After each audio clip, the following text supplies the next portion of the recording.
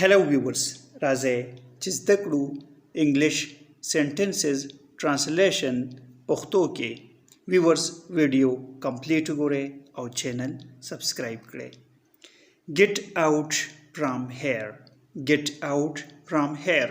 لدې ځای وځه. I will teach you. I will teach you. زه به تاسو ته درس درکړم. سبق به درته وښایم. To all of you. To all of you. تاسو ټولو ته. She can teach us. She can teach us. هغه کولی شي موږ ته درس راکړي. For a while. For a while. د یو څو مودې لپاره. For a while. څه ټایم لپاره.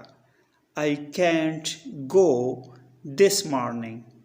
I can't go this morning. زه نشم کولی نن سحر لاړ شم. She was very hungry. She was very hungry. هغه ډیره وږې وه. I will be late today. Late ناوخته. زه به نن ناوخته شم. Sentence دی. What is going on here? What is going on here? دلته څه روان دي؟